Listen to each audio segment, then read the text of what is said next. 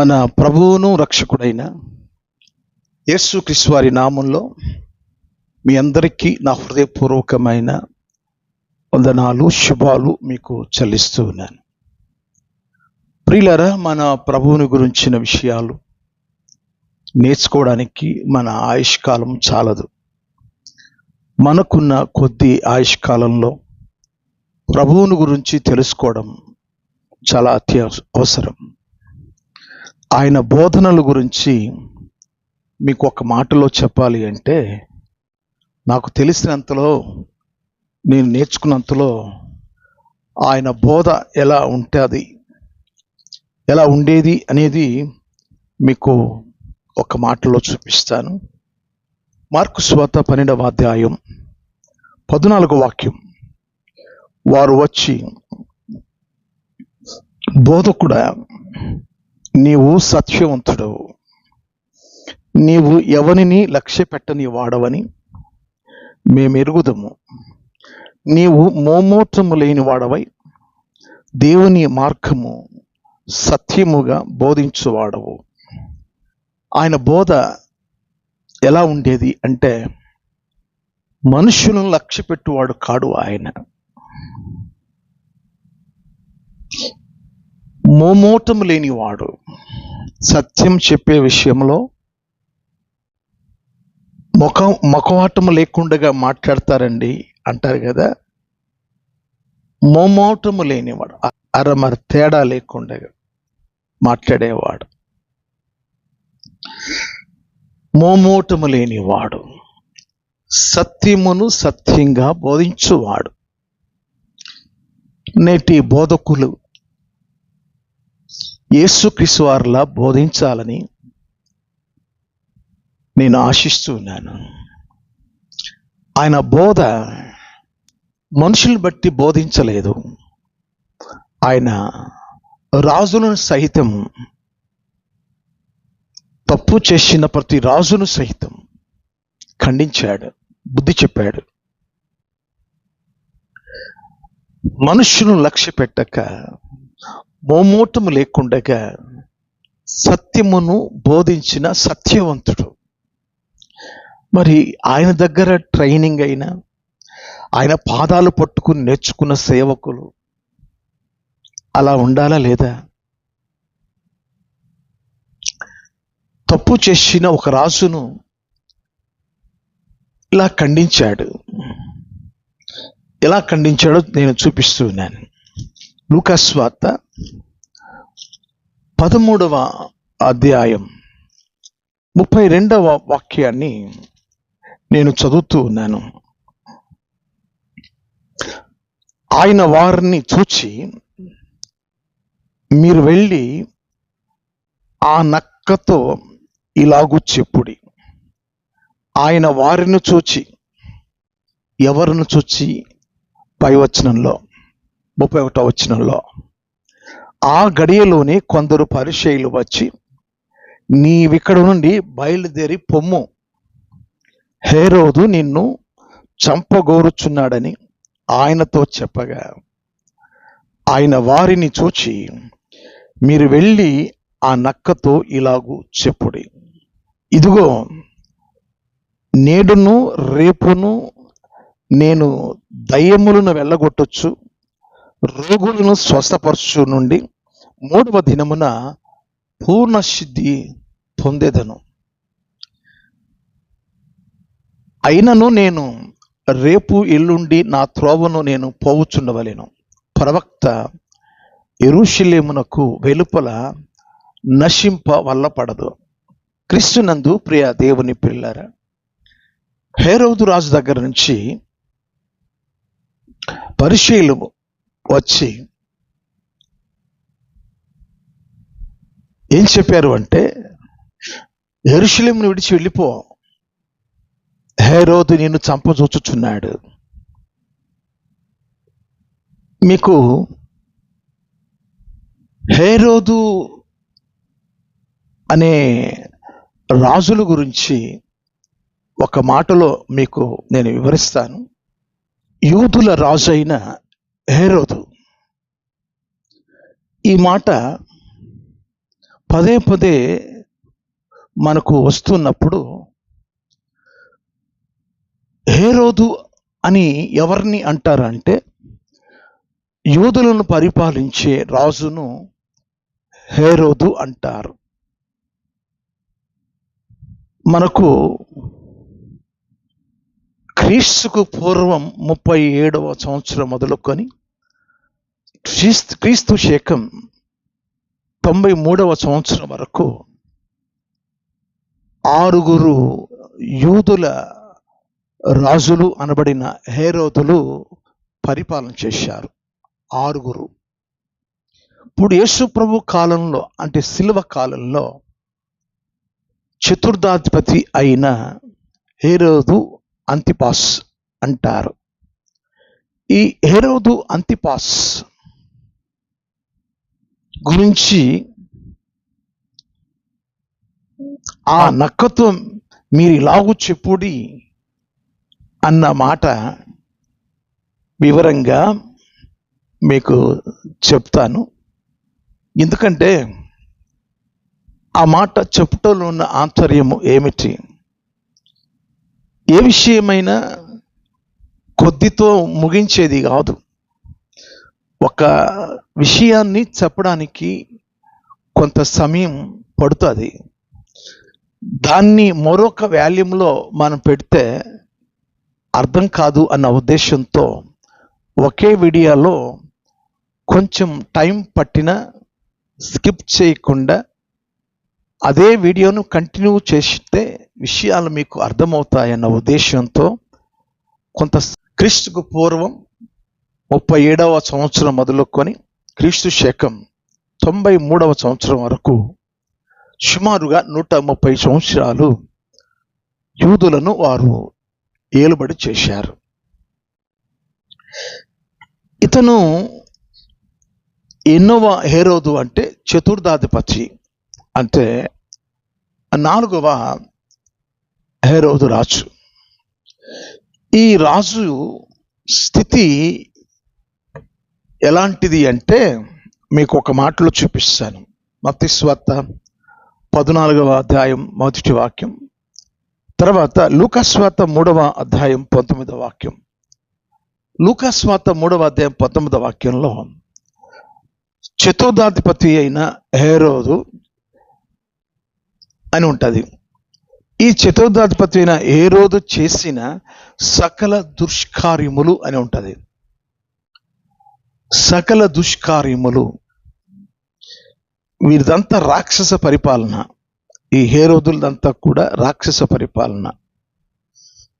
మహా హేరోదు, మొదటి హేరోదు, అతనికి 5 భార్యలు. అతని చరిత్ర మనం తెలుసుకుంటే అలాంటి నీచాతి నీచుడు ఇంకొకడు ఉన్నాడు. ఆ గర్భాల నుంచి వచ్చిన వారు వీళ్ళంతా కూడా. కాబట్టి హేరోదు అనగానే ఒకే హేరోదు ఏమో యూదులకు అని మీరు అనుకుంటారన్న ఉద్దేశంతో 6 హేరోదులు మనకు మత్తయి సువార్త నుంచి అపోస్తుల కార్యముల గ్రంథంలో కూడా హేరోదులు కనబడుతూ ఉంటారు. వారందరూ ఎంతమంది అంటే యూదులను పరిపాలించిన 6 హేరోదులు. ఈయన 4వ హేరోదు.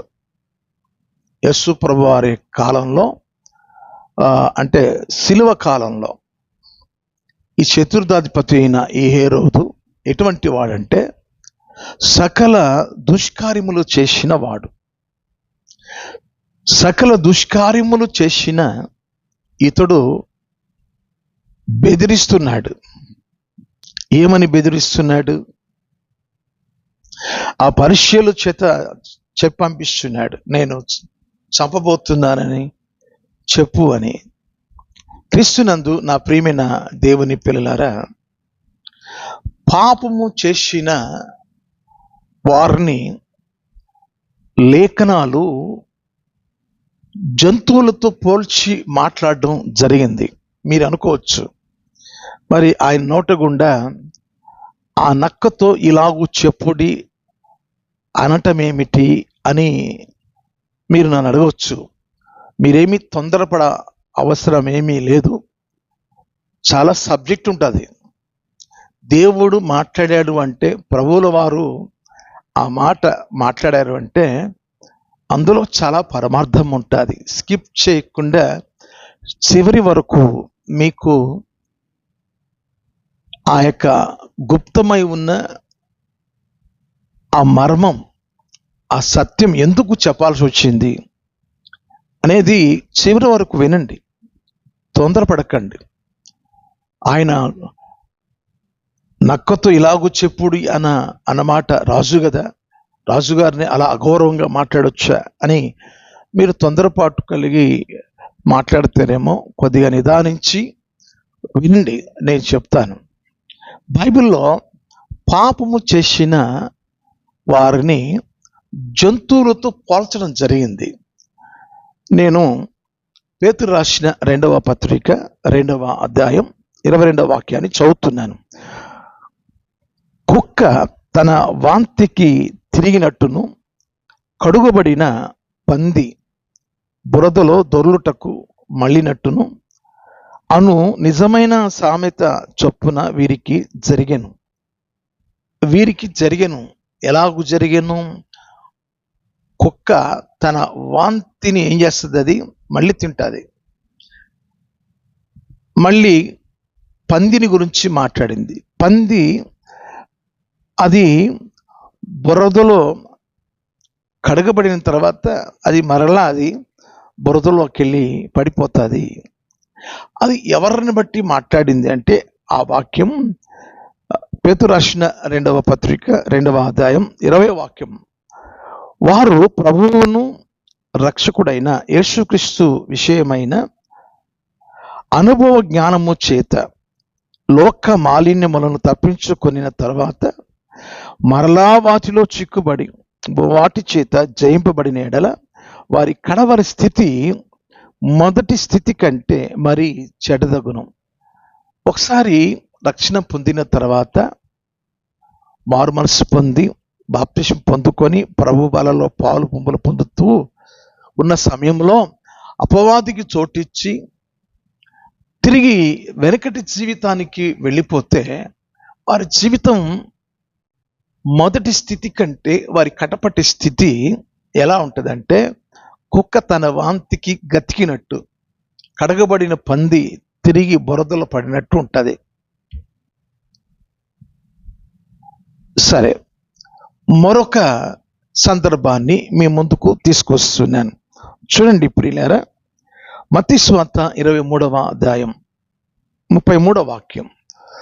సర్పములారా, సర్ప సంతానమా, నరక శిక్షను మీరు ఎలాగూ తప్పించుకుందరు? వేషధారులైన శాస్త్రుల గురించి, పరిచయుల గురించి మత్తయి సువార్త 23వ అధ్యాయం అంతా కూడా రాయబడి ఉంటుంది. మీరు చదవండి. ఈ శాస్త్రుల గురించి, పరిచయుల గురించి, సర్పములారా, సర్ప సంతానమా, నరక శిక్షను మీరు ఎలాగూ తప్పించుకుంటారు? అది సరే. ఇక్కడ నక్కకు నేను చెప్పుచున్న మాటలు తెలియచేయడి అన్నాడు. ఆ నక్కకు అంటే నక్క స్వభావము ఎలాంటిది అంటే, బైబిల్లో చూస్తాం. పరమగీత గ్రంథం 2వ అధ్యాయం 15వ వాక్యం. మన ద్రాక్ష తోటలు పూతపట్టి ఉన్నవి, ద్రాక్ష తోటలను చెరుపు నక్కలను పట్టుకునడి, సహాయం చేసి గుంట నక్కలను పట్టుకునడి. చెరిపే లక్షణాలు పూతపట్టిన ద్రాక్ష తోటలను ఈ నక్కలు పాడు చేస్తాయి. వాటికి మరొక పేరు ఉంది, గుంట నక్కలు. ఇవి ఎక్కడ నివాసం చేస్తాయంటే, ఈ భూమిని లోపలికి స్వరంగాలు వేసి స్వరంగాల్లో వెళ్ళి నివసిస్తాయి. వాటిని అందుకని గుంట నక్కలు అని సంబోధించబడింది. ప్రభువారు చెప్పారు, నీతోనే వస్తానయ్యా అని ఒక యవనస్తుడు అన్నప్పుడు ప్రభు చెప్పిన మాట ఏంటంటే, చూడండి, మత్తయి సువార్త 8వ అధ్యాయం 20వ వాక్యం, లూకా సువార్త 9వ అధ్యాయం 58వ వాక్యంలో, అందుకు యేసు, నక్కలకు బరియలను ఆకాశ పక్షులకు నివాసములు కలవగాని మనుష్య కుమారుడు తలవాల్చుటకైనను స్థలము లేదని అతనితో చెప్పాను. నక్కలకు బొరియలు ఉన్నాయి. బొరియలు అంటే కంతలు, లేకపోతే గుంటలు, గుహలు, సొరంగాలు, అంటే గోతులు తవ్వే రకం. నక్క గోతులు తవ్వేది, నక్క చెరిపేది, ద్రాక్ష తోటలను చెరిపేది. అంటే సంఘాలను చెరిపే అబద్ధ బోధకులు, ఇలాంటి సకల దుష్కార్యములు చేసే హేరోదు వంటి వారు సహాయం చేసి గుంట నక్కలను పట్టుకొనడి. ఇవి మోసం చేసే విషయంలో దీని తర్వాతే కుయుక్తి కలిగింది. చిత్తులు మారి నక్క అంటారు. ఆ గుంట నక్కకు నేను చెప్పిన మాటలు చెప్పండి, ఇలాగున మీరు చెప్పుడి. ఏం చెప్పమన్నాడు? నక్కతో ఎందుకు పోల్చాడు? మనం తెలుసుకోవాలి. నక్కతో పోల్చడానికి కారణం ఉంది. దేవుడు కారణాలు లేకుండగా తన నోటి నుండి ఏ మాట కూడా ఆయన రానివ్వడు. మనం ప్రభువును అడిగి మనం తెలుసుకుంటే చాలా మంచిది. ఈరోజు ప్రియ దేవుని పిల్లలరా, ఇతని లక్షణాలను బట్టి ఆ మాట రాయాల్సి వచ్చింది. హేరోదు అనుకున్నాడు, నేను చంపేస్తాను, వెళ్ళి చెప్పండి అని పరిసయ్యులను మధ్యవర్తులుగా చేసుకొని పంపించాడు, నేను చంపేస్తానని. ఇప్పుడు పారిపోవాలన్నమాట. ఆయన చంపుతానంటే ఆయన పారిపోవాలి. అందుకనే వారు చెప్పారు, యెరూషలేమును విడిచి వెళ్ళిపో. అప్పుడు ప్రభు ఏం చెప్పాడు? ఏ మాట చెప్పాడు? లూకా సువార్త 13వ అధ్యాయం 33వ వాక్యం, అయినను నేడు రేపు ఎల్లుండి నా త్రోవ నేను పోవుచుండవలెను, ప్రవక్త యెరూషలేమునకు వెలుపల నశింప వల్లపడదు. యెరూషలేములోనే చనిపోవాలి. ఆయన చంపితే ఆయన చనిపోయేవాడు కాదు కదా.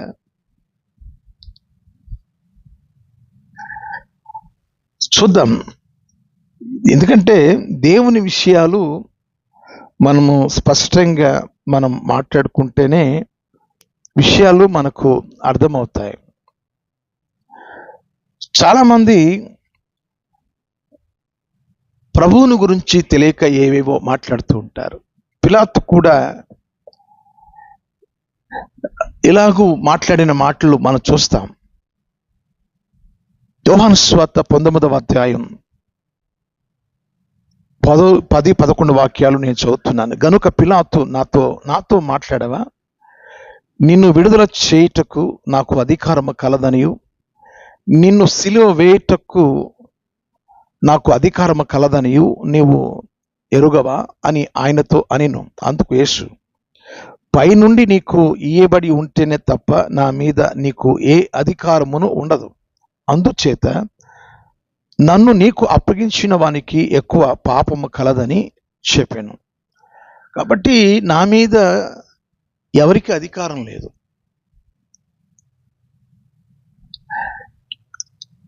హేరోదు చంపడానికి పూనుకొని పరిసయ్యులను వాడుకొని వెళ్ళి చెప్పండి, నేను చంపేస్తాను, ఈ యెరూషలేమును విడిచి వెళ్ళిపోమని చెప్పండి. చాలా సందర్భాల్లో సిలువ వేయబడక మునుపు ఆయన చెప్పిన మాటలు, కొన్ని ప్రవచనాలు ఉన్నాయి. నేను చూపిస్తాను చూడండి. మత్తయి సువార్త 16వ అధ్యాయం 21వ వాక్యాన్ని నేను చదువుతున్నాను.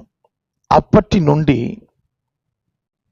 తాను యెరూషలేమునకు వెళ్ళి పెద్దల చేతను, ప్రధాన యాజకుల చేతను, శాస్త్రుల చేతను అనేక హింసలు పొంది, ఎవరి చేత?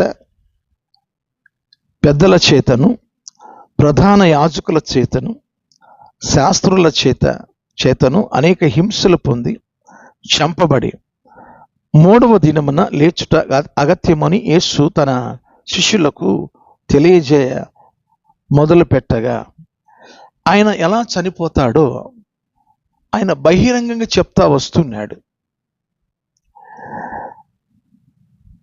నా చావుకు కారణం ఇది వీరు, ప్రధాన యాజకులు, శాస్త్రులు, వీళ్ళు ప్రజల పెద్దలు, వీళ్ళు కారకులు. తర్వాత మత్తయి సువార్త 17వ అధ్యాయం 22, 23 వాక్యాలు కూడా నేను చదువుతున్నాను. వారు గలిలయలో సంచరించుండగా యేసు, మనుష్య కుమారుడు మనుషుల చేతికి అప్పగింపబోచున్నాడు, వారు ఆయనను చంపుదురు, 3వ దినమున ఆయన లేచునని వారితో చెప్పగా వారు బహుగా దుఃఖపడి శిష్యులకు చెప్తున్నాడు, మనుష్య కుమారుడు మనుషుల చేతికి అప్పగింపబోచున్నాడు అని చెప్పడం జరిగింది. అది ప్రవచనం. కానీ హేరోదు నేను చంపేస్తానంటున్నాడు. మనుషుల చేత నేను అప్పగించబడతాను. వారెవరంటే ప్రజల పెద్దలు, అంటే యూదుల పెద్దలు, తర్వాత శాస్త్రులు, తర్వాత యాజకులు. వీరి ప్రేరణ చేత వారు శిలువ వేస్తారు, నేను చనిపోతాను, 3వ దినాన నేను లేస్తానని అది కూడా చెప్పడం జరిగింది. ఎందుకు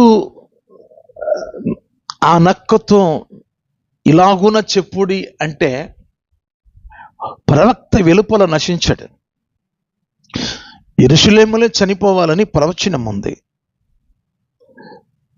క్రీస్తునందు నా ప్రియమైన దేవుని పిల్లలారా, హేరోదు పరిస్థితి గురించి ఆయన తెలుసుకున్నాడు. ఈ హేరోదు ప్రభువుని గురించి ఏమని తెలుసుకున్నాడు అంటే, కొన్ని వివరాలు మీకు నేను సెలవిస్తాను. మార్కు సువార్త 6వ అధ్యాయం 16వ వాక్యంలో, అయితే హేరోదు విని, అంటే ప్రభువుని గురించి విన్న విషయాలను బట్టి విని, నేను తలగొట్టించిన యోహానే అతడు మృతులలో నుండి లేచి ఉన్నాడని చెప్పాను. అంటే ప్రభువును నేను చంపించిన యోహానే, బాప్తిస్మిచ్చి యోహానే అతడు మృతుల నుంచి మళ్ళా లేచాడని ప్రభువుని గురించి అనుకుంటున్నాడు. తర్వాత మార్కు సువార్త 8వ అధ్యాయం 15వ వాక్యంలో, ఆయన చూచుకొనుడి, పరిసయ్యుల పులిసిన పిండిని గూర్చి, హేరోదు పులిసిన పిండిని గూర్చి జాగ్రత్త పడుడని వారిని హెచ్చరింపగా హేరోదు పులిసిన పిండి. హేరోదు ఎటువంటి వాడు అంటే, ఈ చతుర్థాధిపతి, 4వ హేరోదు రాజు. పులిసిన పిండిలాగా తన బోధ ప్రజలకు బోధిస్తున్న మాటలు ఎలా ఉంటాయంటే, పులిసిన పిండిలాగా తన హృదయంలో నుండి వచ్చుచున్న మాటలు, పులిసిన జీవితం, కంపు కొట్టుచున్న జీవితం, నిష్ప్రయోజనమైన జీవితం, మాలిన్యముతో కూడిన అపవిత్రమైన జీవితం. జాగ్రత్తగా ఉండండి హేరోదు గురించి అని ప్రభు సెలవీయగా వ్రాయబడిన మాటలు అవి. తర్వాత లూకాసు సువార్త 23వ అధ్యాయం 11వ వాక్యంలో, హేరోదు తన సైనికులతో కలిసి ఆయనను తృణీకరించి, మీరు ఆ నక్కతో ఇలాగూ చెప్పుడి. నక్క అనే మాట ఎందుకు ప్రయోగం చేశాడు అంటే, అతని యొక్క హృదయము పులిసిన హృదయం, అతని యొక్క హృదయము సకల దుష్కార్యములు చేసే చెడు హృదయం.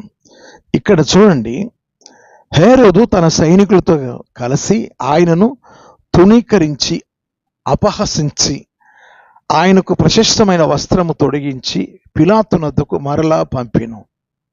ముందుగానే హేరోదు గురించి తెలుసు కనుకనే ఇతడు నన్ను తృణీకరిస్తాడు, నన్ను హేళన చేస్తాడు, అపహాస్యం చేస్తాడు. మరొక మాట లూకాసు వార్త 23వ అధ్యాయం 12వ వాక్యంలో, అంతకుముందు హేరోదును పిలాతును ఒకరినొకరు శత్రువులై ఉండి, ఈ పిలాతు హేరోదు ఇద్దరు శత్రువులు, ఆ దినమని ఒకరినొకడు మిత్రులైరి. అంటే యేసు ప్రభువును చంపడానికి వాళ్ళు ఏకమయ్యారట. వాళ్ళు శత్రుత్వాన్ని విడిచి ఒక మాటగా కలుపుకున్నారు. కానీ చంపించింది వారు కాదు. ఎవరి చేత నేను చంపబడుతున్నానని ప్రభు సెలవిచ్చినాడు. క్రీస్తునందు నా ప్రియమైన దేవుని పిల్లలారా, ఇతడు ఒక గుంట నక్క, జిత్తులు మారి నక్క. మహా హేరోదు ఎంత దుర్మార్గుడో, ఆ తర్వాత ఈ 4వ హేరోదు అనే ఇతడు, హేరోదు అంతిపాస్ అంటారు, ఇతడు సకల దుష్కార్యములు చేసిన దుర్మార్గుడు. నక్కతో మీరిలాగూ చెప్పుడి అంటే తన మరణాన్ని గురించి ఏం పంపించాడు అంటే, నా త్రోవలో నేను వెళుతున్నాను, నేను పట్టుబడతాను, చనిపోతాను, 3వ దినాన్ని లేస్తాను. ప్రవక్త యెరూషలేము వెలుపట నశింపడు అంటే నేను యెరూషలేములోనే చనిపోతాను, యెరూషలేము వదిలి వెళ్ళిపోమని చెప్తున్నారే, అలా పారిపోయేవాడిని కాదు, నేను ఇక్కడనే ఉంటాను. ఆ మాటలు చెప్పండి అతనికి. ఇక్కడే నా మరణం, ఇక్కడే నా జన్మం, ఇక్కడే నా పరిచర్య, ఇక్కడే నా జీవితం, మరణ పునరుద్ధానములు ఇక్కడే. ఈరోజు ప్రియ దేవుని పిల్లలారా, ప్రభు ఆ నక్క అనే మాట వాడాడు అంటే అతని జీవితము వ్యక్తం చేయబడుతుంది. నేను చెప్పాను కదా, ఒకసారి మారు మనసు పొంది మరలా వాళ్ళు వెనకటికి వెళ్ళిపోతే వారిని ఎలా పోల్చడం జరిగిందో, ఇతడు కూడా అలాంటి వాడే. ఇతడు తన సొంత తమ్ముని భార్యను ఉంచుకున్నవాడు, తన సహోదరుని భార్య హేరోదయను ఉంచుకున్నాడు. ఇతడు ఒక వ్యభిచారి. ఇతడు వార్నింగ్ ఇచ్చి పంపిస్తున్నాడు. గుంట నక్కతో వెళ్ళి చెప్పండి, నేను ఎలా చనిపోతాను, నా మరణాన్ని గురించి చెప్పండి. పిలాతు ఏ రీతిగా చెప్పడం జరిగిందో, పైనుండి నీకు అధికారం వస్తే గాని నా మీద చేయి వేయడానికి ఎవరికి కూడా అధికారం లేదు, ప్రాణము పెట్టుటకును ప్రాణము తీసుకున్నటకు నాకు అధికారం ఉంది.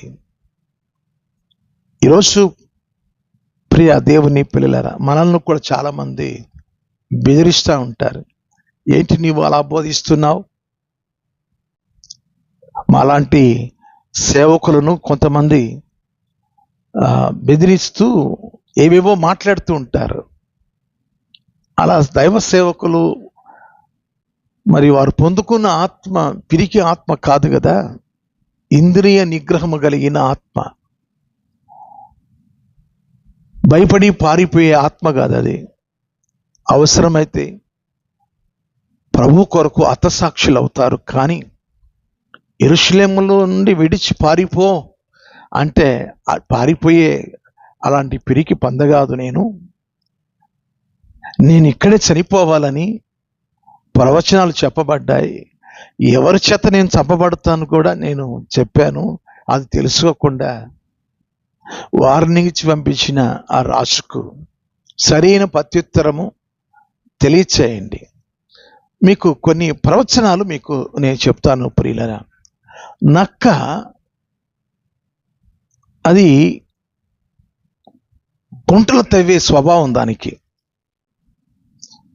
కొంతమంది మనుషులు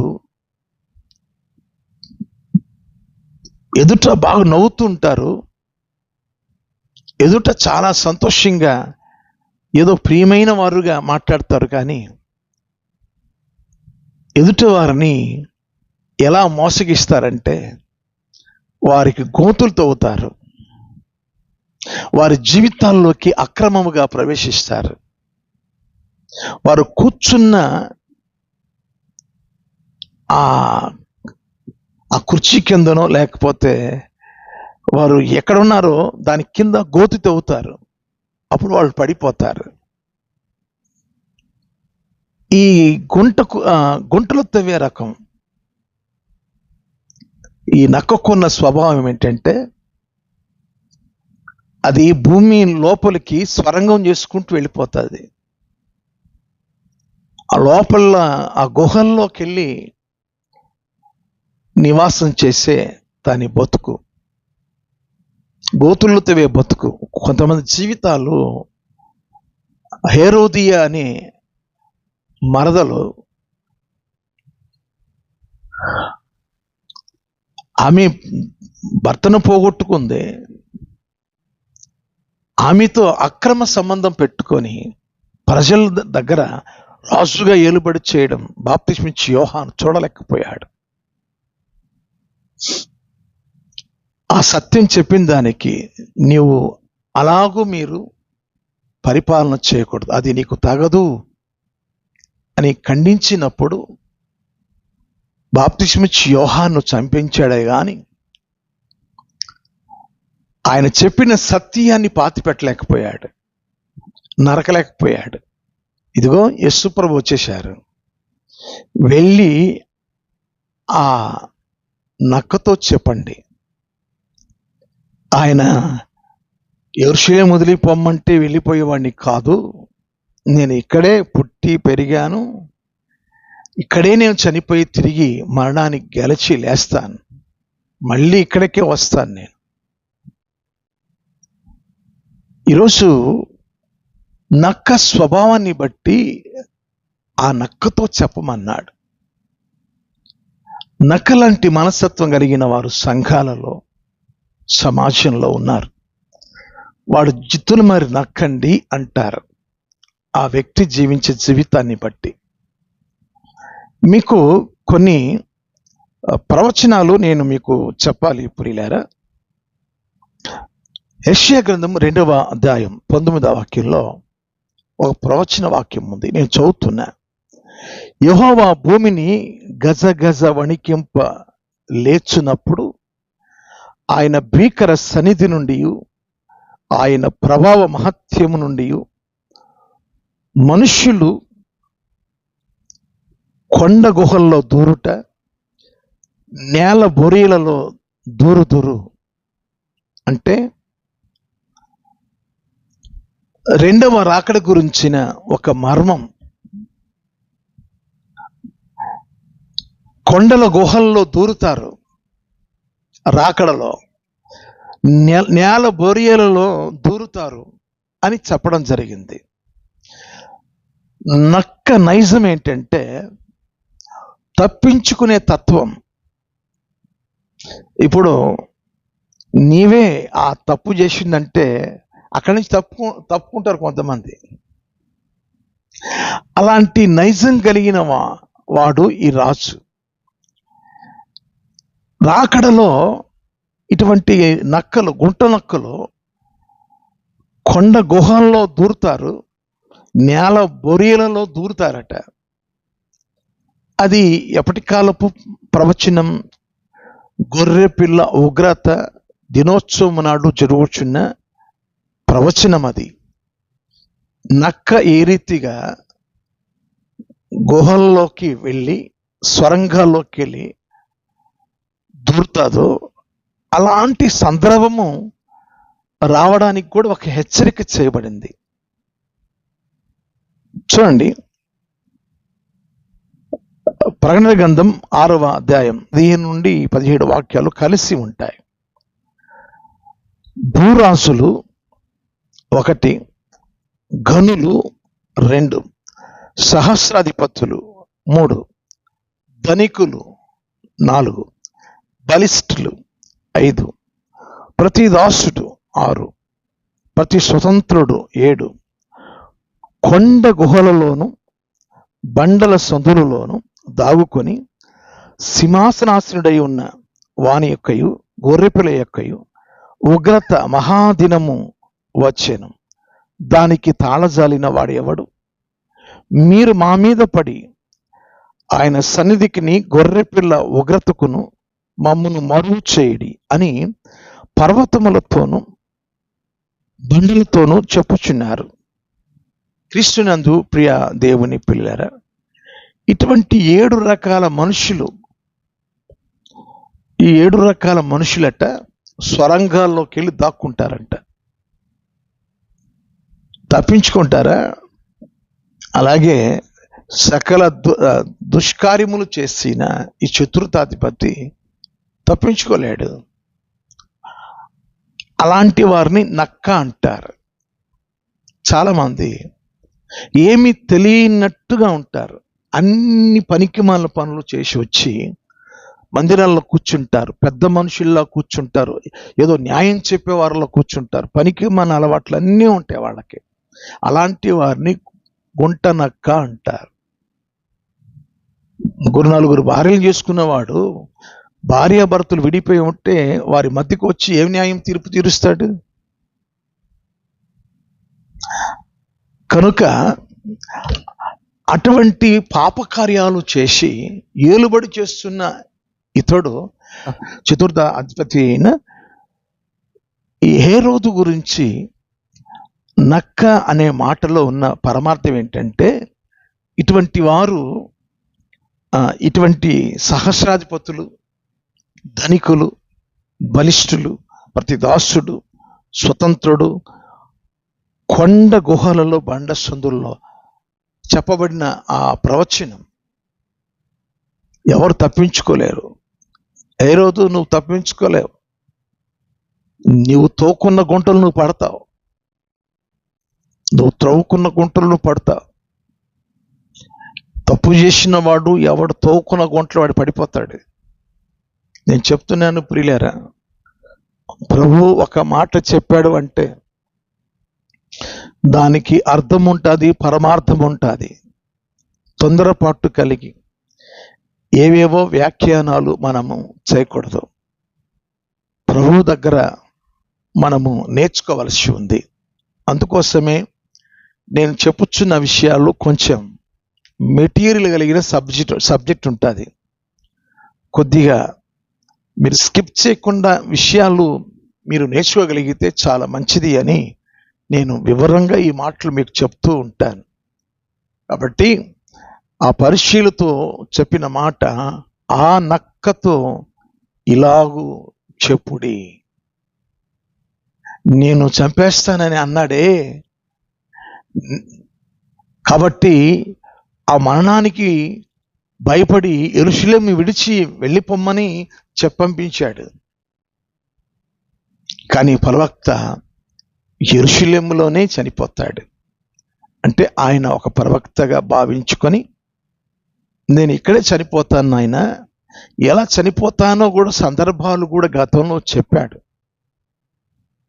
అవేవి తెలుసుకోకుండా తను మాట్లాడేసేసాడు, తను ఊహించి మాట్లాడేశాడు, మధ్యవర్తులను పెట్టి పంపించాడు, బెదిరింపు మాటలు.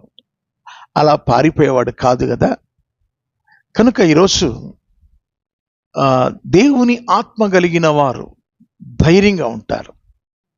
దేవుని ఆత్మ కలిగిన వారు, యెహోవా యందు భయభక్తులు కలిగిన వారు ధైర్యంగా ఉంటారు. దేవుని పిల్లలైన వారు ధైర్యంగా ఉంటారు. దేవుని ఆత్మ కలిగిన వారు పిరికివారు కారు. వారు ధైర్యస్తులు. ఎటువంటి పరిస్థితులైనా సరే వారు ఎదిరించగలుగుతారు. కాబట్టి ఈరోజు ఈ ఈ మాటల్లో ఉన్న ఈ మర్మయుక్తమైన ఈ సత్యాలను మీకు వివరించడానికి ఆ మహాదేవుడు కృప చూపారు. మరొక వీడియోలో మీ ముందుంటాను. అంతవరకు షలోం. May God bless you. Thank you. షలోం. Praise the lord. దేవుడు మెండారుగా మిమ్మల్ని దీవించును గాక. Thank you.